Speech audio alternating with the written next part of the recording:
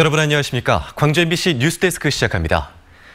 광주시의 민간공원 특례사업 특혜 의혹과 관련해 광주시 간부 공무원이 구속됐습니다. 광주지검의 민간공원 수사와 관련해 첫 번째 구속자가 나온 건데요. 관심은 앞으로 이 검찰 수사가 어디로 향하느냐입니다. 김철원 기자입니다.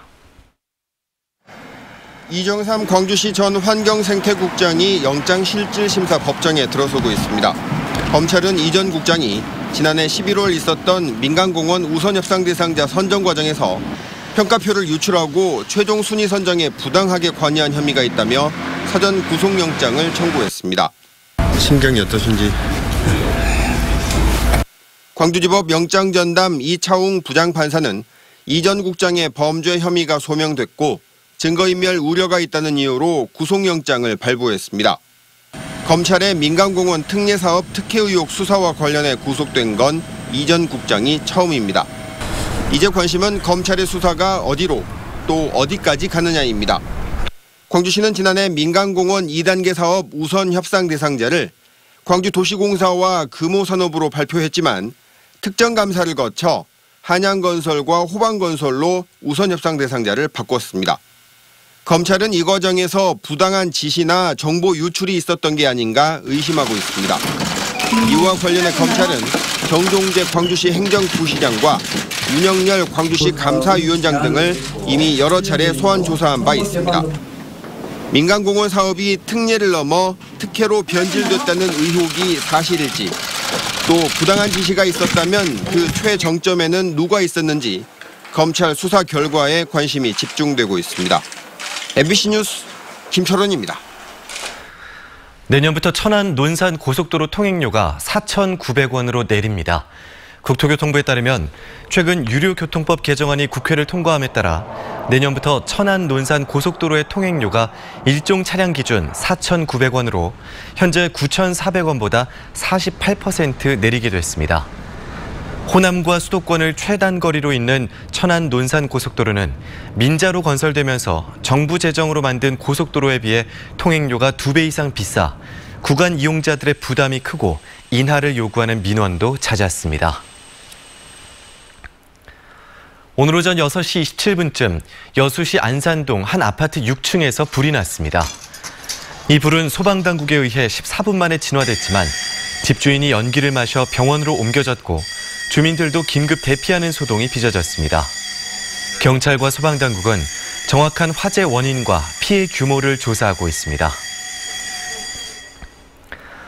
학생 독립운동 90주년을 기념하는 전국 청년학생 문화예술 축전이 개막됐습니다. 독립, 평화, 교류를 주제로 내일까지 계속되는 전국 청년학생 문화예술 축전은 전국과 해외에서 온 학생 360여 명이 참가해 소통하고 교류하는 축제의 장이 되고 있습니다. 이번 축전은 전국 학생들에게 학생 독립운동의 정신을 널리 알리고 전국화할 수 있는 계기를 마련하기 위해 추진됐습니다. 무등산 정상이 올 들어 두 번째로 탐방객들에게 개방됐습니다. 사전 예약을 통해 선정된 탐방객들은 서석대 주상절리에서 군부대 후문을 통과해 지왕봉과 인왕봉 등을 거치며 단풍으로 물들어가는 무등산의 정취를 만끽했습니다.